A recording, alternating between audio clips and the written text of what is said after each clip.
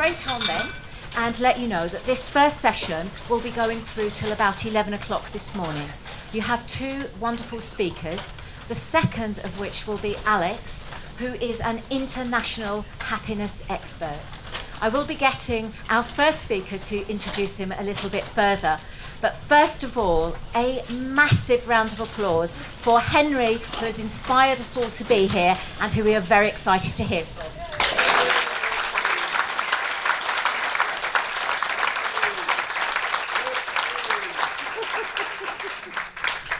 Thank you. I am very excited to be here. And it's a little touch. One thing that's different at this conference. You know how you always go to conferences and everybody fills up from the back and avoids the front?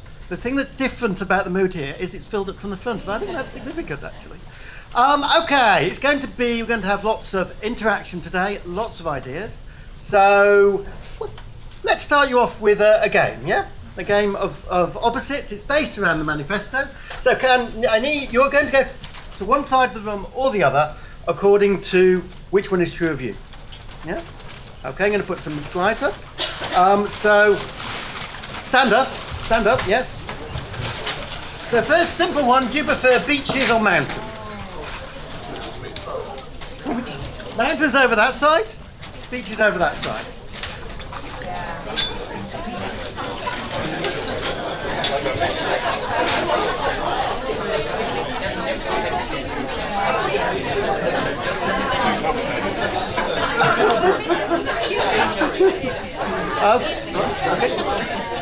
Okay, how about Madonna or Lady Gaga? Right, now you have to make a decision.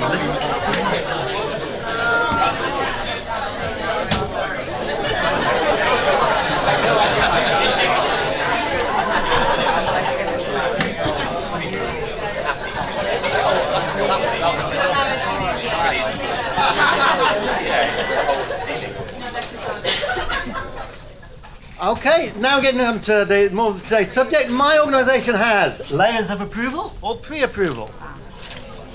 You can be pre-approved without having to get approved later.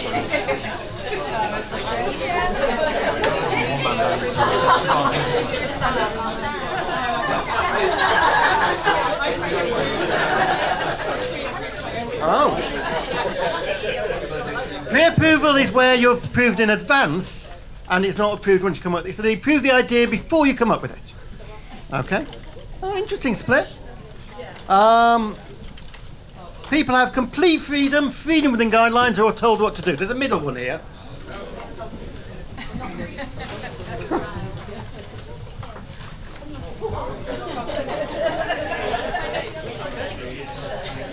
Yourself? Yeah. Oh, that's very positive. So we've got the anarchists over there. Okay, good. Salaries are transparent in your organisation, yes or no?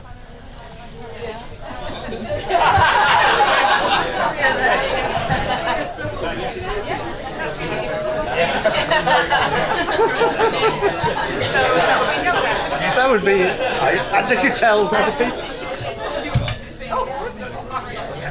Okay, that's one of those that lots of people tell me can't be done, so that's great to see. My organisation recruits for attitude or for skills and qualifications.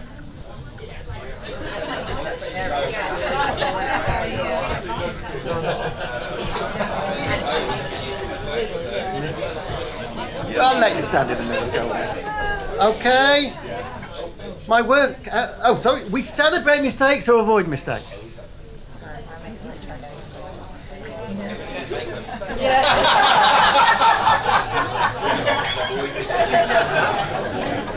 Oh, you're making me feel so happy. That's true, actually. My work's a positive impact on the world. Yes, definitely, or maybe.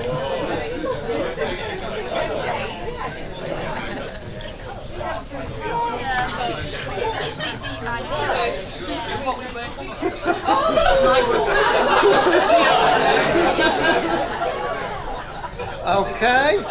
I have the work-life balance I want. Yes or no?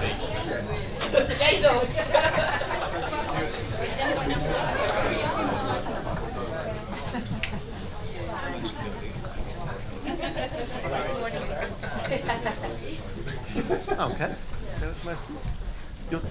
Okay, at my organisation, people can choose their managers. Here's a real test. How many can say yes to that one?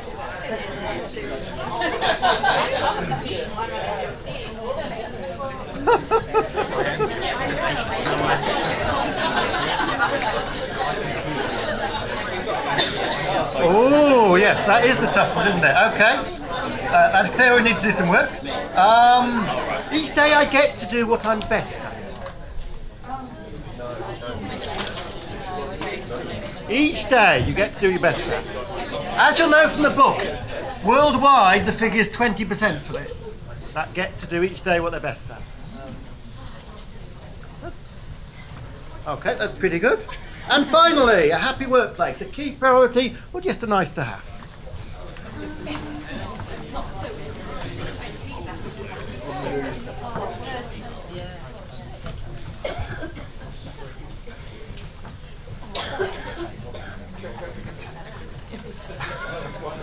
Excellent. It would be. Okay. Okay, I think you're on the right conference then. That's grand. Okay, take a seat.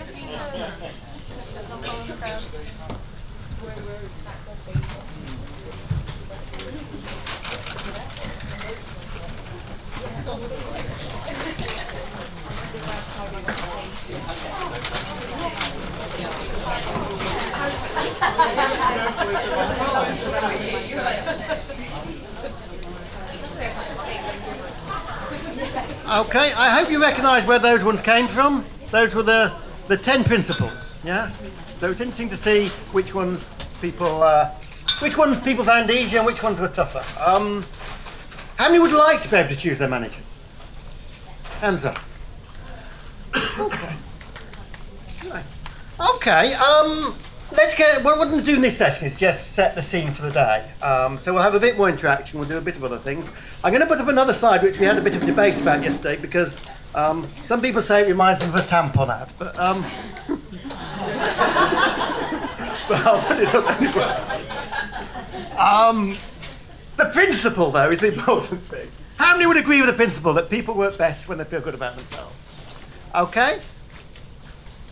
Put your hands up again if... Oh no, well the next question obviously is what then should be the main point of management in an organisation? Making people feel good. So hands up if in your organisation the main focus of management is to make people feel good about themselves. Okay. That's probably about 20%. It's the most hands I've ever had up where I've asked that question. And people at most come and say, well, it's nice to have, but is it essential? Now, I was speaking recently, and I had next to me the chair of an 80,000 person company. And he put his hand up to that. Any guesses which company it was? No, it wasn't actually Google, they're 38,000. And I haven't sat next to the chair, which I would love to. Anyone else? It's a UK company? Bang on, John Lewis. The chair of John Lewis said, yes, that is built into our constitution. That is how we work. And he gave the example that at a recent board meeting, they spent 20 minutes discussing the numbers and 4 hours discussing people and culture. And that's how organisations could be. They could be that focused on people and culture. Because at John Lewis, does that work? We do customer service training at Happy, and we often ask, what are the best companies for customer service? I don't think I've ever had a session of that where people haven't mentioned John Lewis. It always comes up. So, next interaction, which is a very simple question. How would your organisation be different if the focus of management was making people feel good? Now, this is not a debate on it, though you're probably all on the safe side anyway on this one. It's a hypothetical. Think about, talk to your two or three people together. How would your organisation be different if that was the focus of management? And if you're an individual, think about some of the companies you work with. If you're a consultant, think about the companies you work with, how they would be different. Okay? 3 or 4 minutes on that one.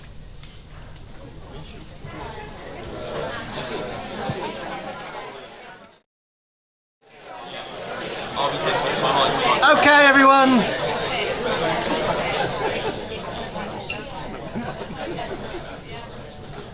Okay, any immediate responses? What would it be like? Any thoughts? Shout-outs, words, a couple of words? Less risk averse? Just better? Better retention? I thought we said attention, right? Better retention? Anyone else? Louis Suarez would eat before he played a game. More productive? Yeah. Any others? More ownership. More ownership? So would it be a better place to work in? Yes. Would it be more effective? Yes. Would it be more productive? Yes. Absolutely. And that, of course, is what today is about. Because it's about creating happy workplaces, which we all want to work in, but all the evidence is that happy workplaces are more productive. And I'm very excited to be at Google today, and I'm very thankful to Google for being incredibly generous in providing this space. But also they're a living demonstration of if you create happy workplaces, you can create some really innovative organisations that are hugely successful. And do you know that? Yes. Let me give you a piece of research to back that up, which is in the handout. How many of you are aware of Edmund's research at Wharton Business School? Anybody aware of that? Nigel, because he teaches at Wharton Business School. Okay. What Alex Edmonds did was he thought, well, okay, these best workplace lists have been going for 25 years now. So we could look back and see how successful these companies have been. So he took the US Fortune best workplace list, and he looked at what would happen if you invested in every company in that list each year. Each year you change the portfolio. So that over 25 years you'd have invested after they've been on the list, not before, but after they've been on the list. So you could have made that investment. Any guesses what happened? You made a lot more profit, absolutely. His conclusion was you ended up with a 4-factor alpha of 3.5%. Now, does anybody know what that means? No, I had to look that one up too. What it actually means is you end up with 3.5% a year more than a comparison stock market investment. Yeah? Now that's a lot in investment terms. That would mean if you invested in the stock market and ended up at the end of the period with 100,000 in your pension fund, say, if you'd have invested in the best workplaces, you'd have ended up with 237,000. That's the difference creating happy workplaces makes in pure financial terms. I don't think we've got any financial directors here, but that is, a clear argument for anybody who wants to base it on the numbers. Not only does it create a happier place, not only does it create somewhere more innovative, but it creates a more profitable and commercially successful organisation. So, what today is about is starting that movement to create happy workplaces. That's what I'm hoping to do here today. And it's interesting, somebody said to me, I was chatting to a colleague, Ella Heeks, who was in the book, and said that our aim at Happy Now is to change the way people work in the UK and beyond. We've got people here from Belgium and Denmark and Turkey that have come in for this, so we hope to have a wider impact. And she said to me, oh, so you want to create a really big organisation? And I thought about that and said, that's not what I said. I said, I want to change the way people work. And I don't care whether that means Happy is a huge organisation or Happy is a niche organisation. The idea is to create a movement based on open source ideas. So to put the ideas out there, to share them, and if people want to come, if you want to come to Happy and buy our services to help you and make you happy, we'll be delighted. But also, if you want to go out there and create happy workplace on your own, I know Simon here who simply read the book and put it all into place, didn't you? Trying to. Yeah.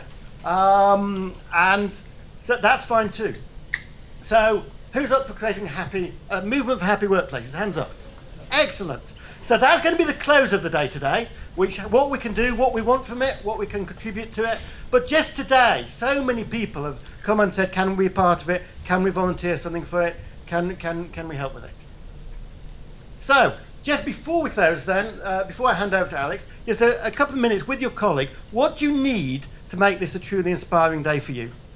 So a couple of minutes. What would make this a truly inspiring day for you, and how can you go about making sure that happens? A couple of minutes with your neighbour.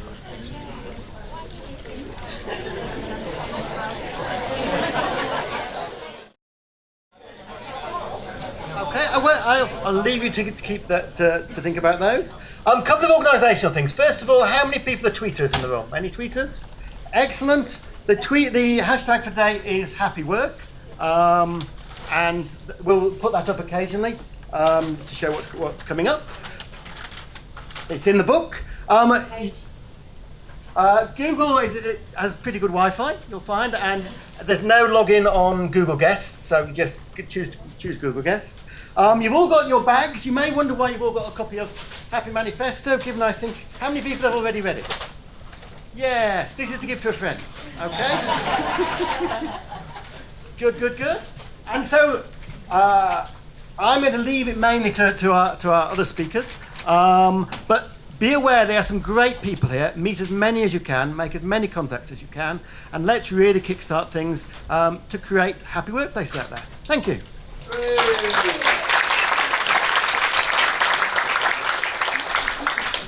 So I will move straight on to introducing Alex, who did tell me how to pronounce his surname. It's Kjerulf. No. Not even close. Not even close. Okay. This is Alex, anyway. He's got the great title of Chief Happiness Officer, which I think I might borrow that, actually. I think that'd be good. He's from Denmark, which is the happiest country in the world, isn't it, according to all surveys? And he goes around the world talking about happiness. He's issued 3 great books, and I love his vision statement, which I'm going to borrow as well, if that's okay, which is of a world where happiness at work is the rule and not the exception. Wouldn't that be fabulous? Okay, so I'm going to hand straight over to Alex. You haven't got slides, so we don't need to bring anything up. So, a big warm welcome for Alex, please.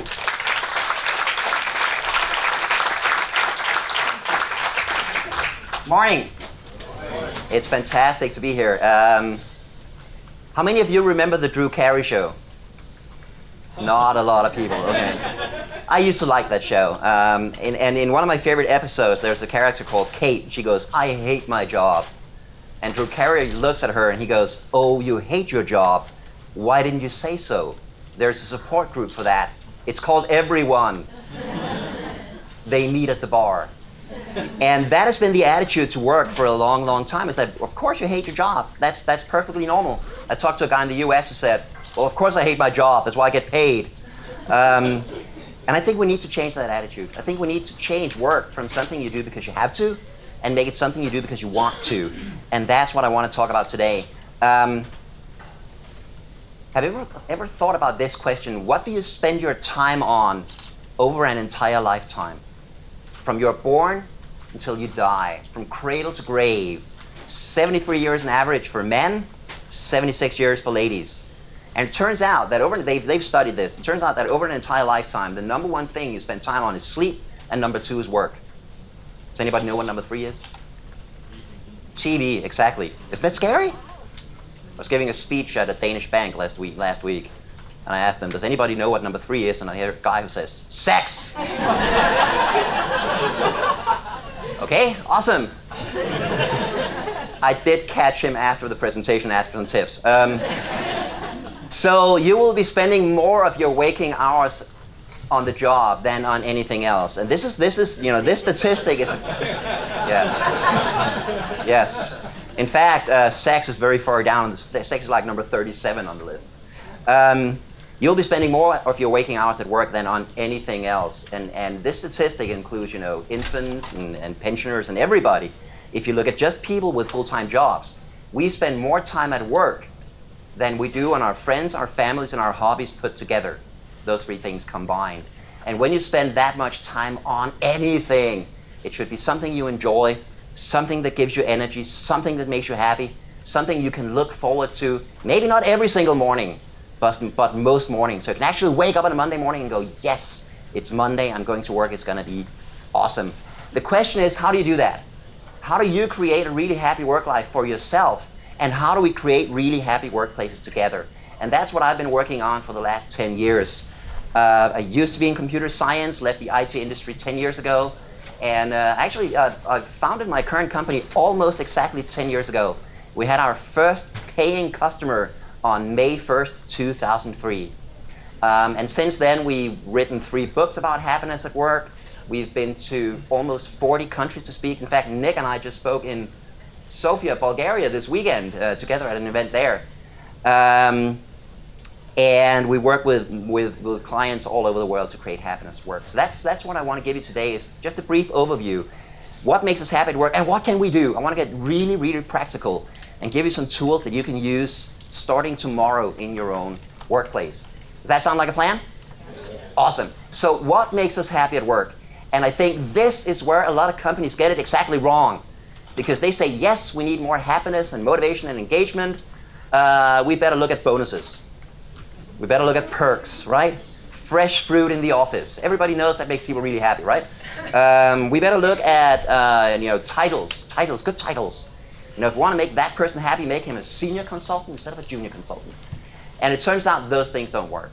And we know that from any number of studies that a raise, in fact, a raise will make you a little happier for about 2 weeks. Then it's no longer a raise, now it's just your salary, okay? So if we look at what actually makes people happy at work, we go to the research and try to sort of look at the overarching things that make us happy at work. I think it comes down to 2 things. And those are results and relationships. Results and relationships. Those are the things that make us feel good at work. If you have that, you're happy. If your workplace gives you that, it's a great workplace. So let's look at those. First of all, results. And results is when you do a really good job. Okay, I am good at my job. I know my stuff. I can do this really well. And that feeling of pride that you get from a job well done, that feels amazing. Makes us feel really good at work, makes us very, very happy. And it's one thing to be good at your job, but what really makes us happy is when we can see that we make a difference for someone else. We talk about meaningful results. I can help my clients. I can see that I'm helping people who really need my services. I was talking to, seriously, a young sewage worker in Denmark. Okay, he works in the sewers with his team. He'd been doing it for about 4 months. And he loved his job. He was really, really happy doing it because he knew that what he did was really important for all of us. Can we agree on this? If the sewers don't work, we're all in deep shit, and I mean that literally. And also, so that made him really proud and really happy, even though I guess you could call it a shit job. So being good at what you do and knowing that I make a meaningful difference, I help other people who need it, makes us really happy at work. So as a workplace, we need to give people the tools, the knowledge, the resources, and the time they need to do a really good job so they can be proud of that. We need to give them the training they need to get better constantly. Here's the problem. A lot of people do a good job, but nobody ever tells them. They never hear a positive word, and I think that sucks. So why don't we try to change that? Please stand up. We're going to do a little exercise in praise and recognition. And of course, there are many, many ways you can praise people who do a good job. You can just tell them. You can write them an email. You can praise people in meetings. But there's one way to praise people that I really like. And it's when you go up to someone and you put up your hand and you give them a high five. Yes! And that was not yet, not yet, yet, not yet, not yet. And I'll tell you right away, a good high five should sting a little, okay? So why don't we try that? Give 3 people around you a high five. Go! Okay.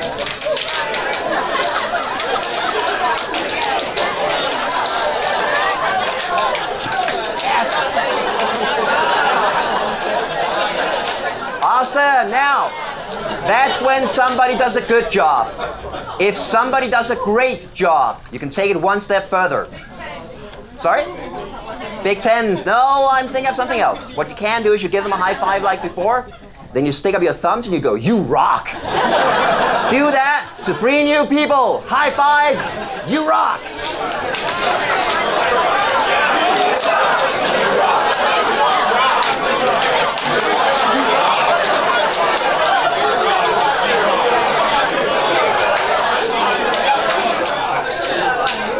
Yes.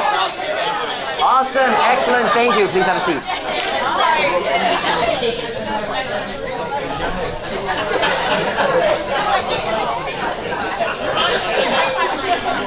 Now, let me say right away that if you're thinking, you know what, that high five's just too much, I perfectly understand, okay? And you don't have to do it that way. The important thing is that we do praise people who do a good job. In fact, we did a survey in Denmark 2 years ago, to uncover what made people unhappy at work in Danish workplaces. And the second largest thing that made people unhappy at work in Denmark was lack of praise and recognition. And people said things like, you know what, I think I honestly believe I do a really good job, but nobody ever says anything. However, if I make just one mistake. Yeah. So praise and recognition is a great way to show people that they make a difference, that they get results, makes us really happy. And it's something we can all do every single day. Just say one thing, praise must be genuine, must be real. You can't praise people just to praise them. You have to actually mean it. So one thing that makes us happy at work is results. When you do a good job and you can see that you help someone else who needs your services. The other thing, relationships, is equally important. And relationships is when you like the people you work with, okay? We don't all have to be best friends in the workplace. That's impossible. You get to choose your friends. You don't get to choose your coworkers.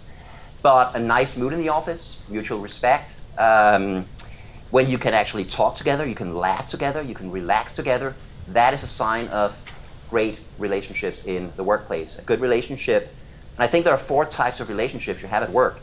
There's your immediate coworkers, there's your immediate manager, there are your customers, clients, whoever you work for, and finally you also do have a relationship to the company, to the organization in some way. Maybe that's a relationship to the CEO, the top manager, maybe that's a relationship to the company as a whole. And each of those relationships should be positive. The young sewage worker, the guy I talked to, he said they had great relationships in his team. Whenever they go into the sewers, they're there for each other, they help each other, and they really feel like they're a group. He also told me when a young and new sewage worker, when he's sort of initiated into the group, it's the first time he's been dipped by accident when you fall into, we're talking head under. Yes, I know. Now you're one of us. So good relationships in the workplace are vitally important. This feeling that I belong, this feeling that they like me, they want me here, is vital for our workplace happiness. So how do you create that? There are many ways you can do it. A very simple thing is breaks. Coffee breaks, lunch breaks. Take a break with your coworkers where you don't talk about work, where you talk about your private lives. So what are you doing this weekend? How's your vacation? How are the kids? Whatever. And the thing is that breaks are currently threatened in most workplaces. A lot of people skip the coffee break. They don't think they have time. They eat lunch alone at their desk while they're working. I think that's a mistake, both because we need breaks in order to perform throughout the day, but also because we need those breaks to reconnect with our coworkers and create those great relationships. There is one other way to create great relationships, so why don't we try that? Please stand up. And this is about something very, very simple. It's about saying good morning when you come to work in the morning. And a lot of people don't. A lot of people just come in, sit down, start working. I think that's a shame. So we're going to, I know that sounds silly, but we're going to practice how to say good morning. And there are many ways you can say good morning. Let's say you came in early and you're already at your desk. You're at your computer, you're working on something really important, you're completely focused. Another coworker comes in, walks by behind you and says, good morning. And without looking up, you just go, meh. So let's try that. Without looking at anyone, say, meh. Yeah, that's not real good. That was a level 1 good morning. Let's go to level 2. On level 2, you actually do say good morning, but you don't look at anyone. Say good morning without looking at anyone. Good morning. Still not real happy. So let's go to level 3. On level 3, you must look at the person you say good morning to.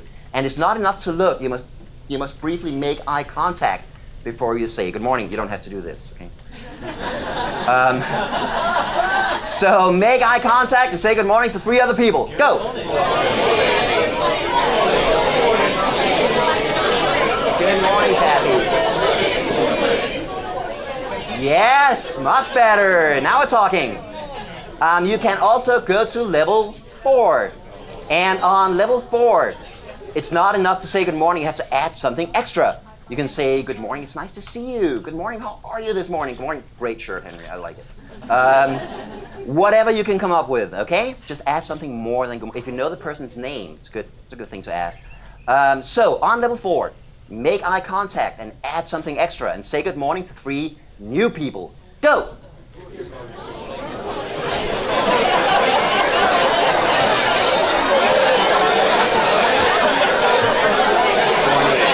You too.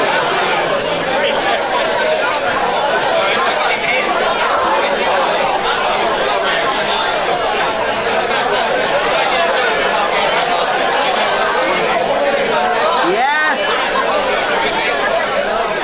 Fantastic. Excellent.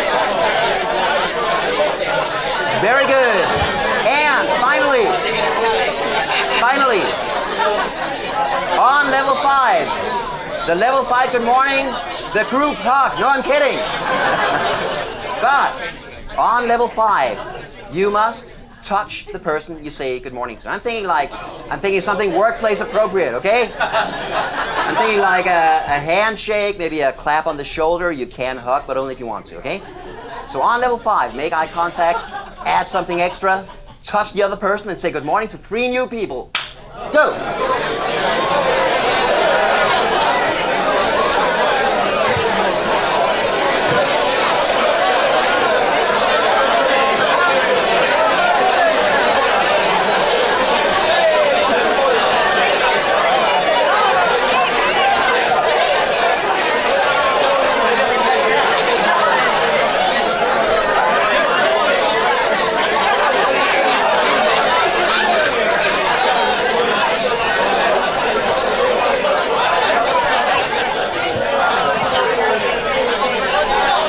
Yes, excellent, thank you. Please have a seat.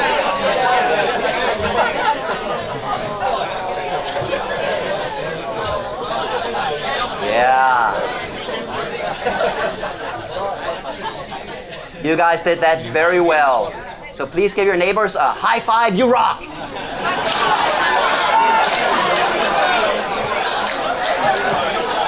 Yes. And please do not underestimate the power of a cheerful good morning. It creates great relationships in the workplace in the morning. Those last throughout the day. And there was a fascinating study of American call center workers that showed that the way you start your workday has a huge effect on the rest of the day. And it turned out that if you get a good start to your workday, you typically have a good day. And problems that occur during the day look smaller and more manageable. If you have a bad start to your working day, the first thing that happens is negative. You typically have a bad day and small problems look like major disasters. So it's a very simple thing you can do to actually create a happier workplace. And when the boss does this, it actually has a huge effect. If the boss just walks by everybody straight into his own office, sits down, starts working, that has the complete opposite effect. So saying good morning is a great way to create relationships in the workplace. And those are the 2 things that make us happy, results and relationships. It's the 2 major sources of positive emotions in the workplace. When you do great work together with great people. If you come home from a day with results and relationships, you feel awesome. You've had a great day at work, and you come home with more energy for playing with your kids, for being with your spouse, for seeing your friends, for exercise, for your hobbies, and for the rest of your life. Those are the good days. And then there are the other days. The days with no results and no relationships. We got nothing done today. In fact, I think we're further behind today than we were yesterday. And also everybody was in a real crappy mood. Everybody was biting each other's head off. There was a really bad mood in the office today. And that's when you come home and you have no energy and you're really tired and you don't really want to go back the next day. So that's what we need to focus on in the workplace, results and relationships. Those are the things that make us happy. It's not perks, it's not bonuses, it's not promotions, it's not fresh fruit and coffee and all of that. Those things are nice, but if you're not careful, they can actually become a distraction because you focus on that instead of on the things that really matter. And I think that the reason why companies do focus on those things is because it's easy. It's not cheap, but it's easy. I mean, the only thing you need to do to have a gym in your office is open the checkbook and, pay for it. But if you want to create great results and great relationships, you actually need to know your people. You need to connect, you need to understand them, you need to get them on a deep and fundamental level. That's not as expensive, but it takes a lot more of managers as human beings because they need to connect to their people. Results and relationships, that's where we need to focus. And if you're looking at how to create a happy workplace, there are sort of two areas, two dimensions you can work in. There's the near and the far.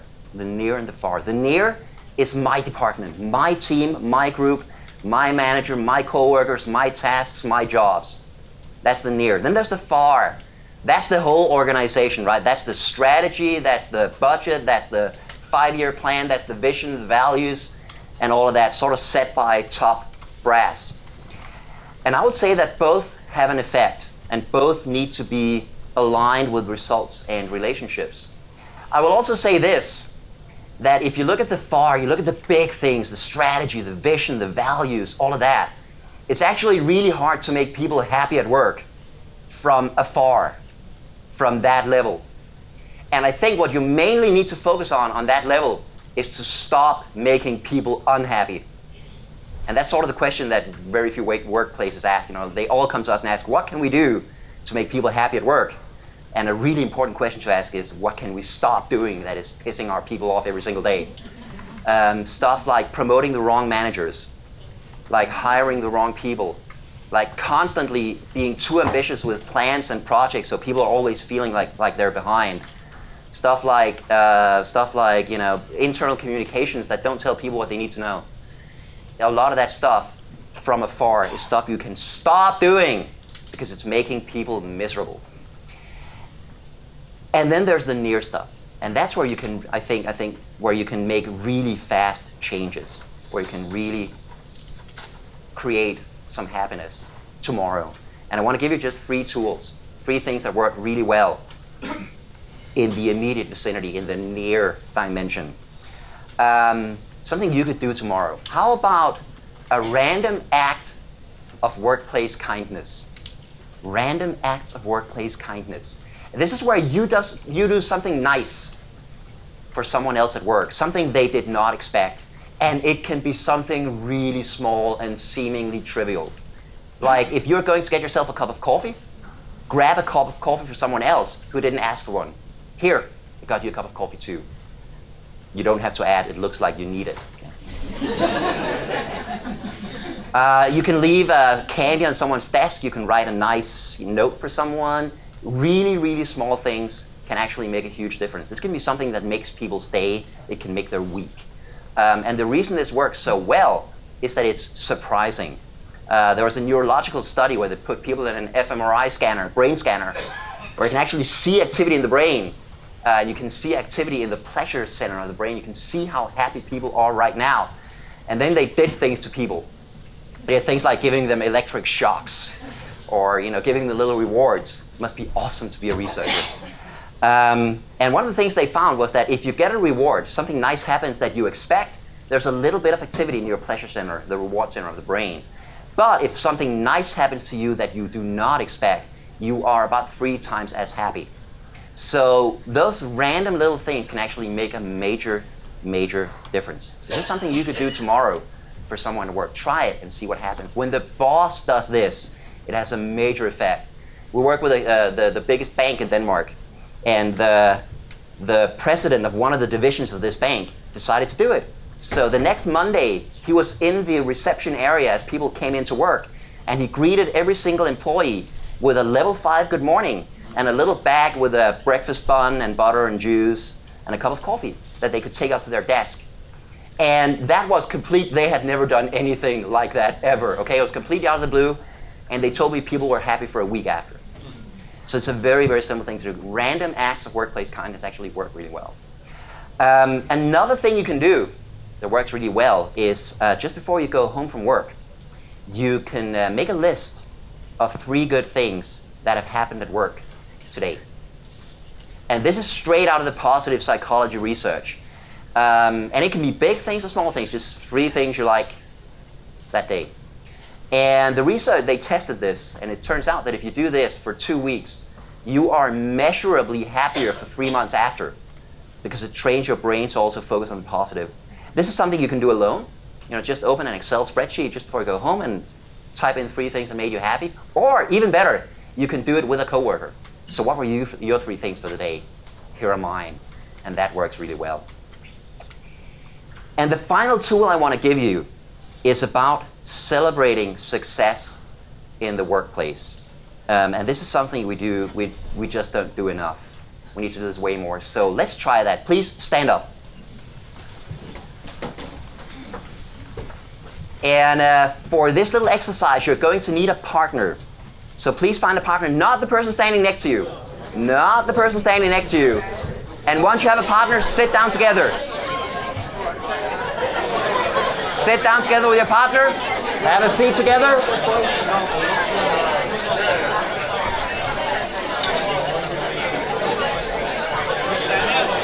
You may stand, or you may sit. Yes. Very good. Here's the exercise. Very simple. I want you to think about something that you have done really well at work recently. Something you've done that you are proud of. Doesn't have to be something huge, but just something you thought, you know what? I did a really good job on this project, or I did a really good job for this client, or whatever. Just something you did really well at work recently. And in a moment, you will tell your partner about this. You have about 30 seconds, and then we'll switch. Okay? So think about something you've done at work really well recently. And the person with the biggest shoes on goes first. 30 seconds, go.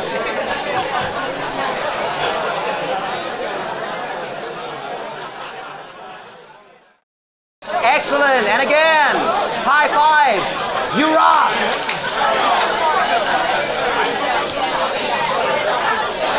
Very good. Now, thank you.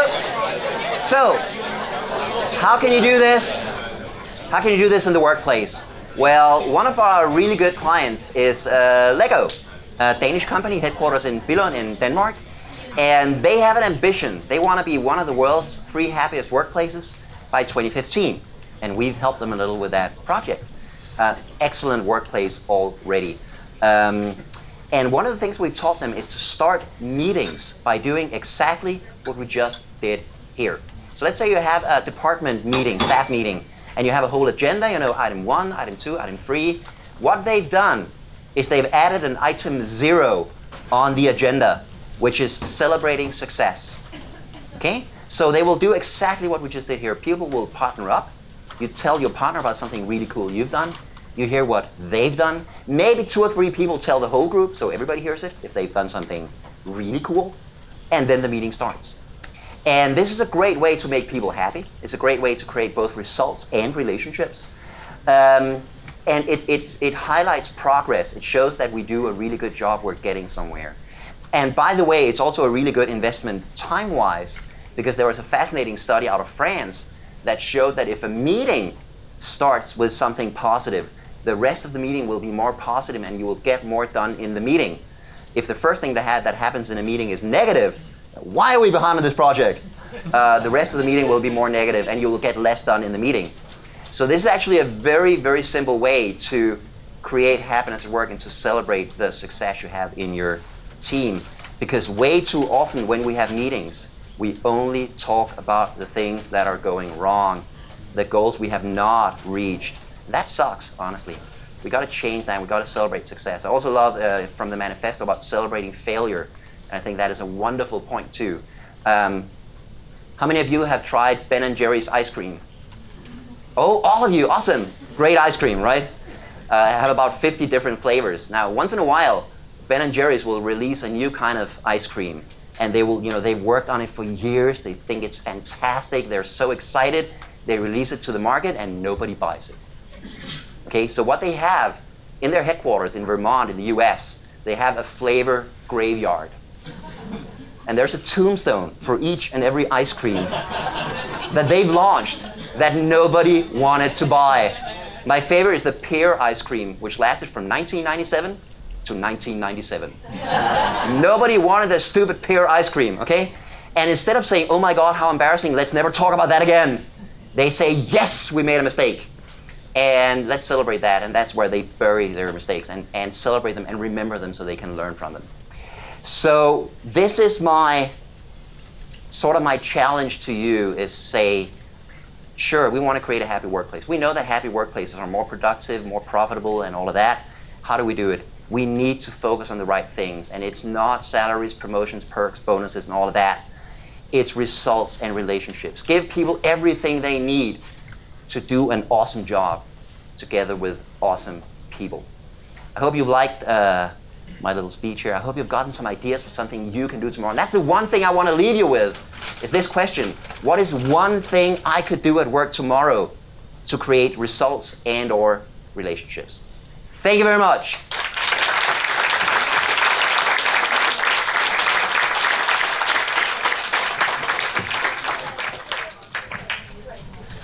Okay, so Alex talked a lot there about what we might need to do to kind of make us feel good, and he mentioned nice things that we're not expecting. So we hopefully have for you now a nice thing that you're not expecting. So I'd like to welcome Simon and Sandra up here, please. Right, this is I'm going to need a bit of a leap of faith from you. Because I know you can do this next bit, because I've actually heard most of you already. I've heard a little bit of laughter going on in the room. So what we're going to do now is we're going to do something called laughter yoga. Hands up if you've heard of laughter yoga before. Brilliant. So if quite a few people have done it, so you're going to be able to support and help me with this. A couple of people maybe haven't heard of it. And what we're going to do is we're just going to laugh for no reason, but not without purpose, because there's a reason behind what we're doing. This is going to help you choose the mood that you want to be in when you want to start your day. Alex was talking about how do we choose to start our day, what can we do? We can do it by laughter. So what I'd like you to do is just look around you and just let out a laugh.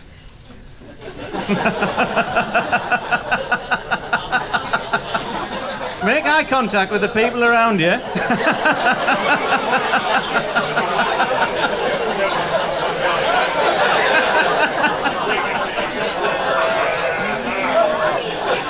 Okay, everyone, if you stand up now. And again, just a little extension from the meeting up and the greeting up that Alex talked about as well. What I'd like you to do is try and make eye contact with as many different people, but I want you to wave at them and laugh. Instead of saying good morning, I want you to wave and laugh. Let out a hearty laugh.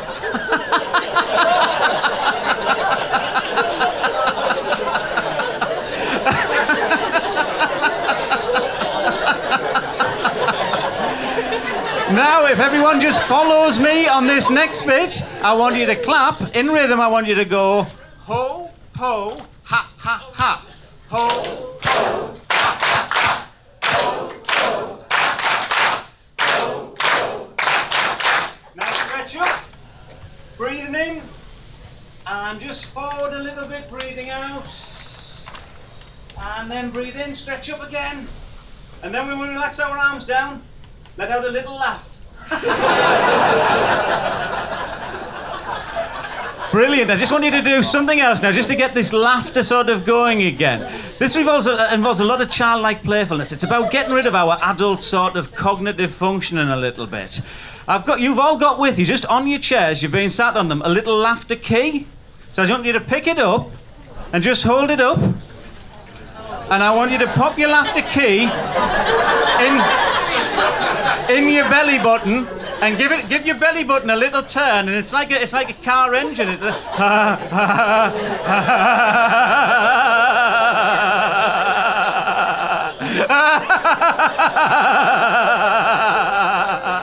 So turn your key and get that laughter engine going.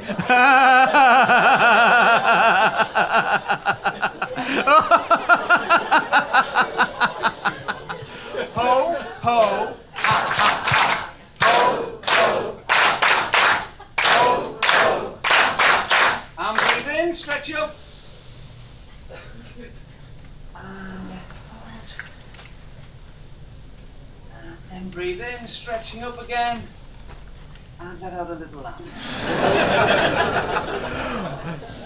You are training your body and your mind to actually feel happier and to feel better, as well as a whole host of other things. I'm going to do one more exercise with you before we move on. We are doing a workshop at lunchtime where we're going to do a full kind of laughter workout. But again, just in front of you, you'll notice that there's 2 beakers there. So if you could just pick up the 2 beakers that are there. And what we're going to mix is, and because it's still morning, this might be, if we were doing this later on, it would be a laughter cocktail. But let's just make some laughter juice now. In one hand, you've got some very concentrated laughter juice. In the other hand, you've just got some water. We need to mix them. So what we're going to do is we're going to pour one into the other, and we're going to go, whoa. So nice and loud, are you ready? Whoa. And then, whoa. Give it a shake. Whoa. It makes us laugh.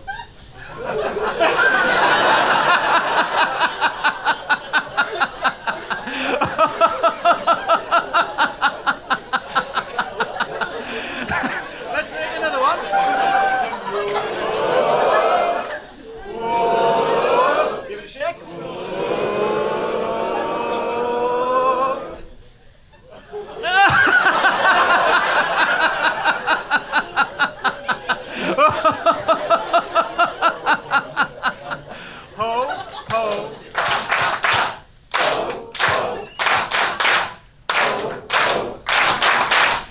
Breathe in, and then forward, and breathe in again, and relax. Super. One more thing before I finish.